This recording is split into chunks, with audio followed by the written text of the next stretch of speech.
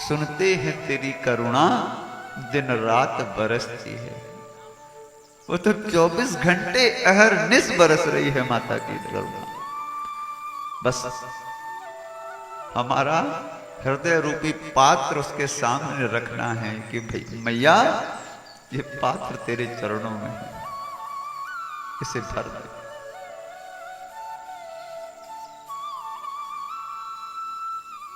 बस मन उसमें लगाना है। हम मन की चर्चा कर रहे थे। और मन कब लगता है? जब जीवन में सत्संग आता है, कथा सुनते हैं, सत्संग इसे श्रवण करते हैं, जब मन लगता है। लेकिन हमारा मन, ये मन ही तो है, मन के हारे हार है और मन के जीते जीत, और मन ही मिलाए मात से और मन ही करे फजीत। ये मन ही है, यदि ये माता की तरफ लग गया तो भव से बेड़ा पार हो गया, और संसार में लगा तो फिर तो चक्री बनकर के जीवन जाएगा, और न जाने कहां कहां भटकते रहेंगे, घूमते रहेंगे। तो जिसको इस चक्री से छूटना है वो भगवती में अपने मन को लगा दे।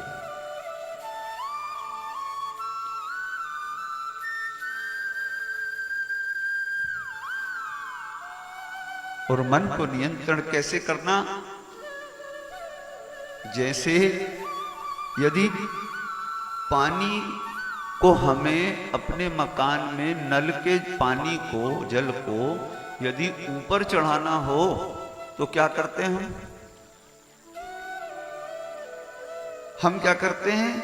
मोटर रूपी यंत्र लगा देते हैं। मोटर लगा दी, यंत्र लगा दिया तो पानी जो है वो एक मंजिल नहीं 10 मंजिल पहुंचा दो आप। वो यंत्र अपना काम करता है, और वो यंत्र अपना काम करके वो पानी को कहां पहुंचा देगा? सबसे ऊपर, जहां आपको पानी पहुंचाना है। टंकी में पानी पहुंच जाता है। तो किससे पहुंचा? वो पहुंचा यंत्र से, मोटर से। तो जैसे पानी को ऊपर चढ़ाने के लिए यंत्र की आवश्यकता पड़ती है, वैसे ही इस मन को ऊपर चढ़ाने के लिए मंत्र की आवश्यकता पड़ती है। और वो मंत्र क्या है भगवती का? जय हो माई की तो चिंता करेगी। ये मंत्र है माता। बस इतना जीवन में बस विचार लो तो वो सारी चिंता को अपने आप दूर कर देती है। उसकी यही तो कृपा है उस मातेश्वरी की। पर मंत्र जीवन में आना चाहिए। मंत्र अर्थात जो मन को वश में करने के लिए जो गुरु हमें मंत्र देता है, वो क्यों देता है? इसीलिए तो देता है। गुरु मंत्र की आवश्यकता क्यों पड़ती है? कहते हैं बिना गुरु के ज्ञान नहीं मिलता। तो बिना गुरु के यदि ज्ञान नहीं मिलता है तो गुरु क्या देता है ज्ञान के लिए? वो मंत्र देता है। और उस मंत्र को कहता है गुप्त रखना, किसी को बताना नहीं। क्योंकि मंत्र क्या है? ये मन का विषय है, ये मन को उठाने के लिए। इसलिए उस मंत्र को गुप्त रखो। और गुप्त रख करके क्या करो? बोले इसका जाप करना। गुरु ने आपको मंत्र रूपी यंत्र दे दिया। अब आपका काम है उस मंत्र रूपी यंत्र को, अब गुरु ने यंत्र तो दे दिया, मंत्र तो दे दिया, परंतु अब वो मोटर तो है पानी की, लेकिन जब उसको बिजली में लगाया, प्लग उसका लगाया ही नहीं, बिजली है ही नहीं, तो क्या वो यंत्र, क्या वो मोटर पानी ऊपर चढ़ा पाएगी? नहीं चढ़ा पाएगी। तो गुरु ने आपको यदि मंत्र दिया तो उस मंत्र को आपको क्या करना पड़ेगा? चार्ज करना पड़ेगा। इसलिए चार्ज कैसे होता है? कहा उसके लिए आपको उसका जाप करना पड़ेगा, उस पर विश्वास रखना पड़ेगा, तब वो मंत्र चार्ज रहेगा। और वो मंत्र आपके मन को इस सांसारिक विषय वस्तुओं से ऊपर उठा देगा। और जब तक इससे ऊपर उठेंगे नहीं, जब तक भगवती की कृपा मिलेगी नहीं, परमात्मा की कृपा मिलेगी नहीं।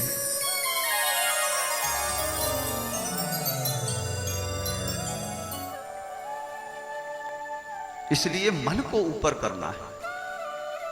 और मन को ऊपर कैसे करना? मन से क्या लाभ है? मन से कहा, बोले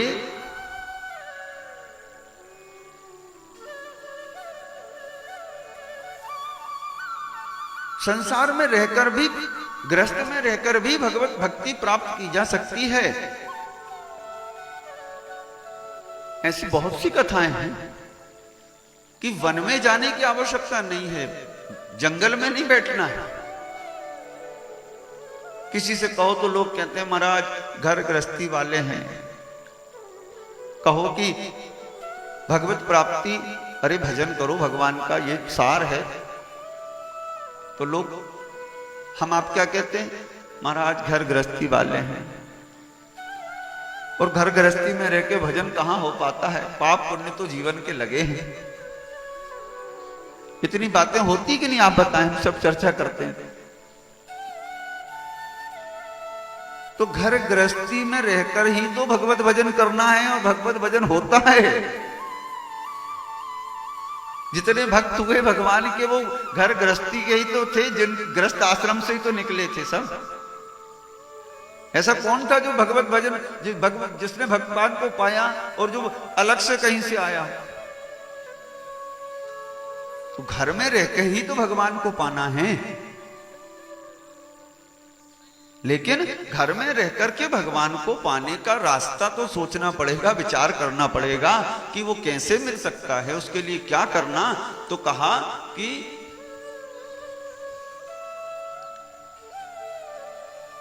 कर से कर्म करें विधि नाना। संत कहते हैं ये बात कि कर से कर्म करें विधि नाना, और मन राख्यूं जहां कृपा निधाना। कुछ नहीं करना, घर में रह के ही भगवत भक्ति की जा सकती है। लेकिन उसके लिए क्या करना? कर्म तो करना है, जीवन मिला है, कर्म तो करना पड़ेगा। लेकिन कर्म तो करते रहो, लेकिन साथ में क्या करना है कि शरीर को सौंप दो संसार के हाथ में। शरीर संसार को सौंपो, क्योंकि ये संसार से ही मिला है, संसार में ही, और छूट भी यहीं जाएगा। कोई साथ लेकर के नहीं गया शरीर को। किसी का शरीर साथ नहीं गया। साथ यदि गया है तो क्या गया है? ये आत्मा, ये मन गया है। इसलिए महत्वपूर्ण क्या है? ये आत्मा है। विचार करना है इस बात पे कि शरीर से तो जो चल रहा होने दो, ये 5 ज्ञानेंद्री, ये 5 कर्मेंद्री, ये तो चल अपने काम को करेगी, इसको करने दो। यदि इससे पाप पुण्य भी होता है तो विचार मत करो, लेकिन मन से पाप ना हो इसका विचार करना कि मन परमात्मा में लगा रहना चाहिए, मन भगवत भजन में लगा रहना चाहिए। हम घर में यदि भोजन कर रहे हैं, भोजन बना रहे हैं, अगर सदन कसाई को भगवान मिले तो क्यों मिले? अरे वो तो कसाई था, मांस बेचने का काम था। लोग कहते थे अरे बोले ये कहां का भगत, ये तो मांस बेचता है और बड़ा भगत बनता है। तो भगत था जब ही तो आज हम आप उनका नाम ले रहे हैं इस व्यासपीठ से। तो लोग कहते हैं कि ये तो बड़ा भगत बनता है, काम क्या करता है? बोले मांस बेचता है, और अपने आप को भगत कहता है। जब गए लोग जाकर के उनसे पूछा, बोले आप तो मांस बेचते हो और आप कहते हो हम भगत। और मांस भी ऐसे वैसे नहीं बेचते थे। मांस जब बेचते थे सदन कसाई तो उनकी विशेषता थी उनके जीवन की कि निरंतर भगवत भजन कैसे बना रहे। इसलिए दुकान पे भी जहां उनका व्यापार था, जहां मांस की दुकान थी, वहां पर वो क्या करते थे कि मांस जब बेचते, व्यापार जब करते तो भगवान की, ठाकुर जी की पूजा घर में करते और घर में पूजा करने के बाद उन ठाकुर जी को दुकान पे लाते और जो तराजू जिस पर मांस बेचते थे एक तरफ ठाकुर जी को रखते थे और दूसरी तरफ जो मांस खरीदने आए उसके वो मांस तोलते थे। एक तरफ ठाकुर जी हैं पड़ले में और एक तरफ मांस रखा। भजन भी वही। लोग कहते थे कि पागल है। एक भक्त थे, ब्राह्मण थे, पहुंच गए, कहने लगे महाराज ये क्या बोले, तुम तो मांस बेचते हो, ठाकुर जी को साथ में रखते, महापाप। सदन कहते हैं बोले ये तो मेरा कर्म है, मैं इस परिवार में जिस जगह मेरा जन्म हुआ तो मेरे परिवार में तो पिछली 4-10 पीढ़ियों से मैं कर्म करते आए। हमारे पिता, हमारा परिवार मांसी बेचना था, मांसी बेचते थे, तो ये तो हमारा कर्म है, इससे मेरा जीवन चलता है, जीविका चलती है मेरी। लेकिन मैं इस कर्म में लिप्त नहीं हूं। मैं मांस बेचता जरूर हूं परंतु मैं मांस का भक्षण नहीं करता, मैं मांस खाता नहीं हूं, मैं उसे खाता नहीं।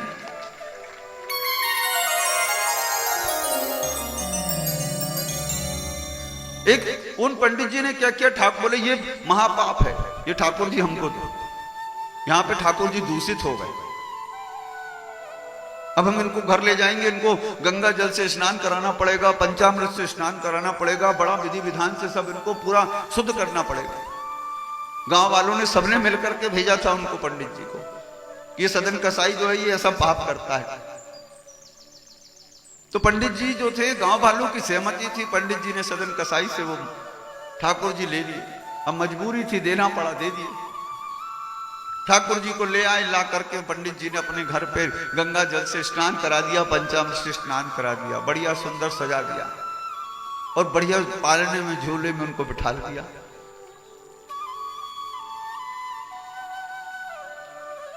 लेकिन जैसी रात हुई और पंडित जी सोए,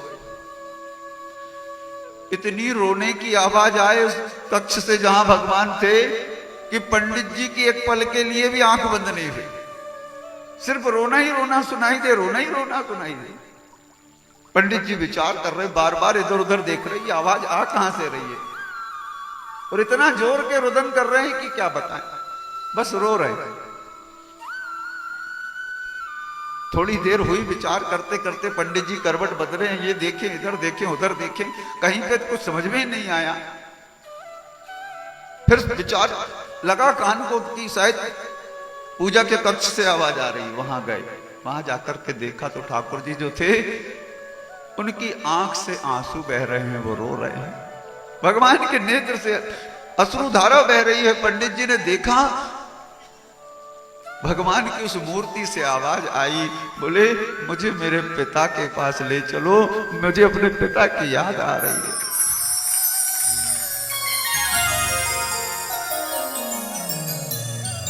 उतनी रात को जो थे पंडित जी उस ठाकुर की उस मूर्ति को लेकर के और सदन कसाई के घर गए और जाकर के रोते हुए उस सदन कसाई के चरणों में झुक गए, प्रणाम किया, बोले धन्य है तुम्हारी भक्ति। ये परमात्मा जिसे तुम अपना पुत्र मानते हो, जिसे तुम अपना सब कुछ मानते हो, ये तो मेरे घर 2 घंटे भी नहीं रुक पाए, ये तो रो रहे हैं, ये तुम्हारी याद कर रहे हैं। तो कर्म से जीवन में जो चल रहा है उस पर विचार मत करो, लेकिन मन भगवान में लगा के रखो। जब जैसा अवसर मिले चलते फिरते खाते पीते, भक्ति का कोई समय नहीं है, भक्ति का कोई उम्र नहीं है। भक्ति तो कभी भी की जा सकती है, किसी भी समय की जा सकती है।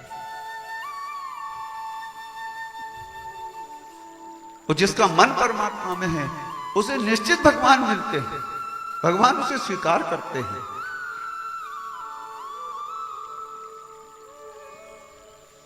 संत कथा सुनाते हैं, संत कहते हैं कि एक बार की घटना थी कि 2 भाई थे, एक का नाम व्रत और एक का नाम सुव्रत। दोनों भाई जो थे, एक बार देव योग से ऐसी घटना घटी कि उनको कहीं किसी दूसरे गांव जाना था, तो वो गांव गए और जब लौट करके आ रहे थे तो अचानक बहुत तेज बारिश हुई और इतनी बारिश की चलना बाहर निकलना मुश्किल था। तो उन्होंने क्या किया, उसी गांव में जहां लौट रहे थे उसी गांव में बारिश जब होने लगी तो आश्रय ढूंढा उन्होंने। रास्ते में चलते चलते भीग जाएंगे तो कहीं आश्रय तो मिले।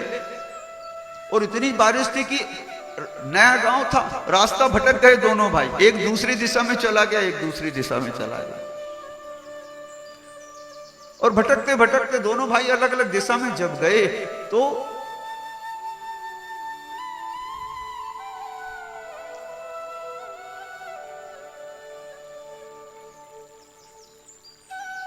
बारिश थोड़ी शांत हुई, एक दूसरे को ढूंढने लगे। अब जब एक दूसरे को ढूंढने लगे तो मिले, और जब मिले तो कहा, बोले भाई तुम कहां थे? एक दूसरे से पूछा कि इस बारिश में जो स्थिति बिगड़ी तो तुम कहां थे? एक दूसरे से पूछने लगे। तो जब पूछा तो एक ने कहा, बोले मैं तो एक वैश्या के घर आश्रय लिया मैंने। अच्छा, बोले तुम वैश्या के घर रुके थे? बोले हाँ। और दूसरे से पूछा, तुम कहां रुक गए थे, तुमने आश्रय कहां लिया? तो दूसरे ने कहा, बोले मैं तो माता के मंदिर में रुक गया था, कुछ मिला नहीं, दिखा नहीं, तो मैं तो भगवती के मंदिर में रुक गया। अच्छा, बोले अब दोनों ने आपस में बात की। अब बात की तो बात करते करते अब दोनों के विचार, मन के गति की बात कर रहे हैं हम, कि चलते चलते दोनों विचार कर रहे हैं। जो वैश्या के घर रुका था वो विचार करने लगा कि धन्य है मेरा भाई, किसने इतनी घोर बारिश में आश्रय जहां लिया। काफी समय रुकना पड़ा था, रात्रि भर रुकना पड़ा था। तो विचार करने लगा, धन्य है मेरा भाई, देखो इसकी बड़ा सौभाग्य रहा कि इसको भगवती के, क्योंकि बताया उन्होंने आपस में एक दूसरे को कि क्या घटना घटी। तो जो मंदिर में रुका उसने बताया, बोले मैं तो माता के मंदिर में रुका और बड़ा आनंद आया। भक्त जो थे माता के बड़ा जय जयकार करके भगवती के गुणानुवादों को गा रहे थे, बड़े बड़े सुंदर प्यारे प्यारे भजन चल रहे थे। रात कैसी निकल गई, बारिश कब बंद हो गई पता ही नहीं चला, इतना दिव्य आनंद था। तो वो जो वैश्या के घर रुका था उसने बताया, बोले मैं तो गया था, अब मैं क्या बताऊं, वहां तो एक नहीं न जाने कितनी सुंदर स्त्रियां थी और नाना प्रकार के पुरुष वहां आ रहे थे और जहां मैं रुका था वहां तो स्त्रियों ने मुझे घेर रखा था। तो आपस में दोनों ने अपनी चर्चा की थी। तो जो वैश्या के घर रुका था वो आप मन में सोच रहा है कि मेरे से भला और सौभाग्यशाली तो मेरा भाई है कि देखो इसने रात कहां बिताई, बोले मैया के चरणों में बिताई। इसने पूरे रात भर भगवती के भजन को सुना, इसका तो बड़ा सौभाग्य है, इसको तो बड़ा आनंद आया। और जो माता के मंदिर में रुका था, जिसने बताया कि मैं रात भर वहां रुका, भजन हो रहा था, वो अपने मन से क्या सोच रहा है, उसके मन में क्या आया, बोले देखो बड़ा दुर्भाग्यशाली निकला। अरे यदि मैं इसके साथ होता तो मैं भी वहां वैश्यालय में आश्रय लेता, मुझे भी सुंदर सुंदर स्त्रियों देखने को मिलता, रूप लावण्य का आनंद लेता। इतने में क्या हुआ, ये आपस में ऐसी चर्चा होकर के मन से दोनों विचार करते चले जा रहे हैं और इतने में अचानक बिजली गिर गई। और जब बिजली गिरी तो इन दोनों के ऊपर गिरी, कड़ाके की। और जब बिजली धड़ाम से आकर इनके ऊपर गिरी तो दोनों के प्राण छूट गए, शरीर छूट गया। अब जैसे ही शरीर छूटा तो इतने में यमदूत भी आए और देवदूत भी आए, दोनों आए। और जब दोनों आए तो यमदूतों ने क्या किया कि जो मंदिर में था, रात जिसने मंदिर में गुजारी, उसको तो यमदूत ने पकड़ लिया। और जो वैश्या के वैश्यालय में था उसको देवदूत अपने साथ ले जाने लगे। तो ये विपरीतता हुई कि जिसने रात मंदिर में गुजारी उसको तो यमदूत ले जा रहे हैं, और जिसने वैश्यालय में बिताई उसको कहने लगे कि देवदूत ले जा रहे हैं, भगवान के गण ले जा रहे हैं। तो उसने पूछा, बोले महाराज ये कैसी विपरीतता, अरे मैं तो रात भर कहां था, बोले मैं तो रात भर मंदिर में था। जिसको यमदूत ले जा रहे हैं वो पूछ रहा है कि मैं रात भर मंदिर में था। और लोग कहते हैं कि अंतमति सो गति, अंत में जो आपकी स्थिति होगी वैसा आपको शरीर मिलेगा, वैसी आपकी गति होगी। तो मैंने तो रात बिताई है माता के चरणों में, फिर मुझे आप क्यों ले जा रहे हैं, यमदूतों से कहा। तो यमदूतों ने कहा, बोले तुम थे तो मंदिर में, शरीर से तो तुम मंदिर में थे, लेकिन मन जो तुम्हारा, जब तुमने अपने भाई के विषय में सुना तो तुम्हारा मन माता के मंदिर उस भजन को भूल करके तुम्हारा मन कहां लगा, तुम्हारा मन उस वैश्यालय में पहुंच गया था जहां तुम्हारा भाई था। इसलिए जहां तुम्हारा मन था वैसे ही तुम्हारी गति तुम्हें प्राप्त हो गई। बोलिए जगदम्बे मात की जय। इसलिए मन को नियंत्रित रखना है। और ये माता की कथा तो हमने कल श्रवण की, आप और हम श्रवण कर रहे थे। कल हमने किसकी कथा सुनी, सुद्युम्न और शशिकला की कथा सुनी देवी भागवत के अंतर्गत, कि सुद्युम्न और शशिकला, सुद्युम्न ने क्या किया, सिर्फ इतना किया कि जिसने माता के मूल मंत्र का ज्ञान भी नहीं था, जिसे जो क्लीम भी नहीं जानता था, क्लीम नहीं जानता था, उसने सिर्फ कितना जपा, क्लीब, वो सिर्फ क्लीप क्लीप करता रहा। और क्लीप क्लीप करते करते भगवती ने उस पर कृपा कर दी।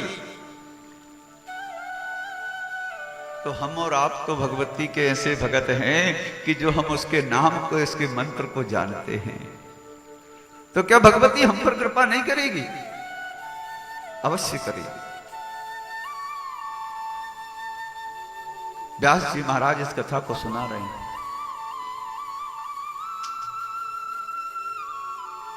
परीक्षित जी महाराज की मुक्ति के बाद की ये कथा है। परीक्षित जी महाराज की मुक्ति, सर्प के महाराज को डसा था, आप सब जानते हैं ये कथा।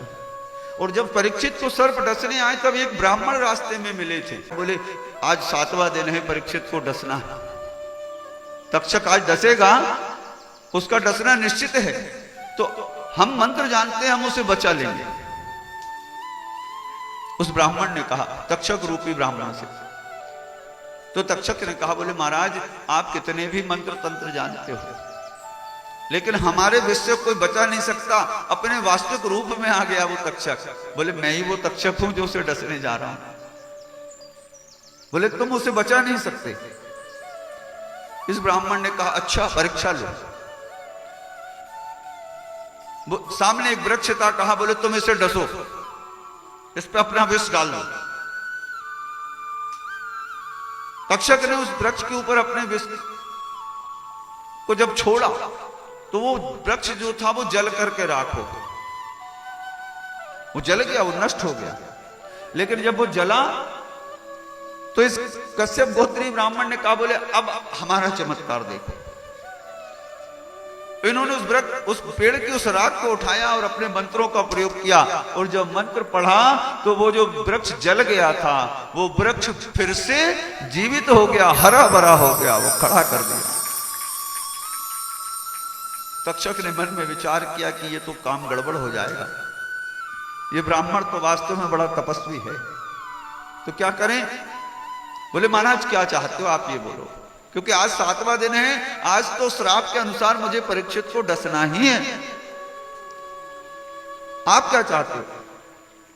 तो उस ब्राह्मण ने दिव्य दृष्टि से जब देखा तो समझ गए कि तक्षक के काटने से परीक्षित की मृत्यु अटल है, ये टलेगी नहीं, ये तो विधि का विधान है, इसलिए क्या करूं। तो उस ब्राह्मण ने कहा, बोले मैं तो धन चाहता हूं, यदि महाराज को बचाने जा भी रहा हूं तो किस लिए। बोले धन के लिए जा रहा हूं। तक्षक ने कहा धन हम दे देते। तक्षक ने उस ब्राह्मण को धन दे दिया, वो ब्राह्मण वापस हो गया। आज 7वां दिन था, तक्षक डसने के लिए जाए, परंतु परीक्षित ने क्या किया। बोले इतना एक महल जिस अटारी 7वीं मंजिल तक, इतना बड़ा महल, और उस 7वीं मंजिल पर जाकर के जो है वो बैठ गया परीक्षित, और ये स्थिति बन गई कि हवा तक को प्रवेश नहीं था। आज 7वां दिन, 7वीं मंजिल,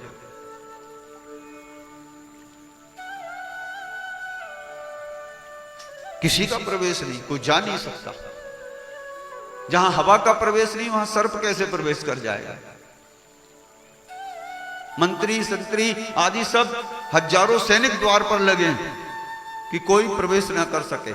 आज महाराज किसी से मिलेंगे नहीं, चाहे कोई आ जाए, लेकिन विधि का विधान था कि डसना तो है, मरना तो है। तो कहा महाराज क्या करना, क्या हुआ। बोले और कुछ नहीं, तक्षक ने भी अपनी लीला दिखाई। उसने क्या किया कि अपने अन्य सर्पों को बुलाया, जो सजाती बंधुओं को, और उनसे कहा, बोले तुम ब्राह्मण का वेश धरो। इन्होंने ब्राह्मण का वेश धर लिया। जितने सर्प थे सब आए, तक्षक के जितने मित्र मंडली थी, सजाती बंधु थे, सबको बुला लिया। जितने सर्प थे सब ऋषि संत बन गए, ब्राह्मण बन गए। और तक्षक जो था वो स्वयं एक फल के अंदर एक कीड़ा बन करके बैठ गया। उन ऋषियों को, उन सर्प रूपी ऋषियों के हाथ में फल दे दिए, टोकरियां दे दी फल की। बोले ये महाराज को भेंट करना। और तक्षक स्वयं छोटा सा कीड़ा बन करके बैठ गया। गए महल में, जाकर के जो सैनिक थे उनसे जाकर के कहा, बोले महाराज से मिलना है। बोले आज महाराज किसी से नहीं मिले। अच्छा नहीं, बोले आज भेंट किसी से नहीं होगी। फिर तो बोले कोई बात नहीं, मिलना नहीं होगा, लेकिन ये हम महाराज के लिए कुछ तुच्छ भेंट लाए हैं, ये तो महाराज तक पहुंचा दें। कहा ठीक है, ये भेंट पहुंच जाएगी, पर महाराज से मिलना नहीं होगा। जो उनके भेंट है वो ले आओ, पर आज व्यक्ति की विशेष से किसी से मुलाकात नहीं होगी। तो वो जो फल की टोकरी थी वो महाराज के महल में ऊपर 7वीं मंजिल में कक्ष में पहुंच गई। महाराज अपने कक्ष में बैठे हैं, टोकरी पहुंची है, टोकरी रखी, और महाराज ने उस टोकरी में से फल उठाया। और योग, किस्मत, भाग्य कि आज मृत्यु अटल है। यही मैं आपको कहना चाहता हूं कि ये जीवन में यदि कुछ सत्य है तो बस एक ही है, जीवन का सत्य है मृत्यु और मृत्यु का सत्य है परमात्मा। बस ये दो ही जीवन की विशेषता है। आज जैसे ही महाराज ने फल खाने के लिए उस फल की टोकरी में से फल उठाया और उस फल को जब काटा तो उस फल के अंदर तक्षक रूपी वही कीड़ा बैठा हुआ था। जैसे ही फल काटा उस कीड़े को महाराज ने देखा, चूंकि भागवत सुन चुके थे, भगवान श्री कृष्ण की उस लीला कथा को श्रवण कर चुके थे, इसलिए मुक्ति तो कब की हो गई थी। ये मुक्ति जो इस शरीर को छूटना मुक्ति नहीं है, जो इस शरीर के बंधन को छोड़ दे वह मुक्त कहलाता है। तो मुक्ति तो हो गई थी। आज जब तक्षक ने उस कीड़े को जब देखा समझ गए कि ये मेरा काल सामने आ गया। तक्षक जो था छोटे से कीड़े से और एक विशाल सर्प के रूप में आ गया। सर्प के रूप में जब आया तो आकर के महाराज ने उसे देखा, हाथ जोड़ करके खड़े हो गए, बोले आज मैं इस मृत्यु को स्वीकार करता हूं, मैं इस मृत्यु को अंगीकार करता हूं। तक्षक ने परीक्षित को काट लिया।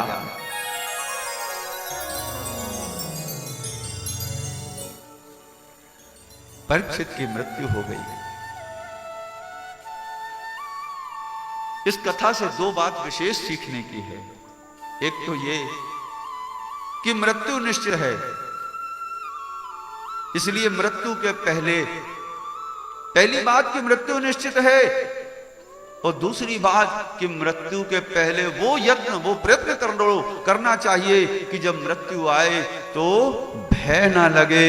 मृत्यु जब सामने खड़ी हो तो मृत्यु हमारे को देख करके भयभीत हो जाए कि धन्य है ऐसा जीव जो इस संसार में आया और आज मुझे गर्व है कि मैं इसे अपने साथ लेकर के जा रही हूं।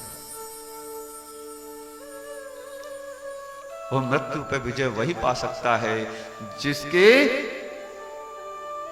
हृदय में वो भगवती विराजमान रहती है, वो माता विराजमान रहती है। वो मृत्यु उसको जीत सकता है। जन्मेजय ने तभी तो यज्ञ किया, और उस यज्ञ में सर्पों को जब मारने लगे, ये देवी भागवत कहती है कि जब जन्मेजय ने सर्प यज्ञ किया तो ना जाने कितने सर्प आकर के उस यज्ञ में आहुत होने लगे। दशा एक ने था लेकिन दंड सबको मिल रहा था। तब वहां आस्तिक मुनि ने आकर के उस यज्ञ को बंद कराया। आस्तिक मुनि ने कहा कि इसको रोको, एक की सजा सबको, ये तो पाप है। हम लोग भी क्या करते हैं, जब हमारे घर पे कहीं हमें भय होता है कि सर्प आएगा तो हम क्या करते हैं, लिख देते हैं आस्तिक मुनि की दुहाई, लिखते हैं आप और जी वही आस्तिक मुनि है। अच्छा, आस्तिक मुनि जो थे इनसे ये सर्प इनसे डरते क्यों हैं?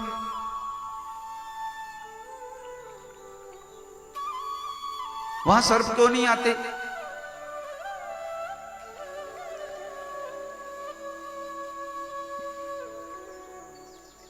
देखिए, आस्तिक मुनि कौन है पहले तो ये आपको बताते हैं।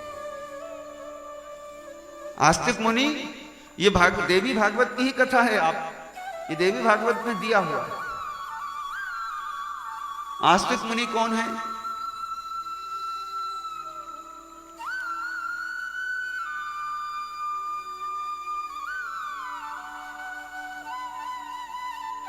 कहा महाराज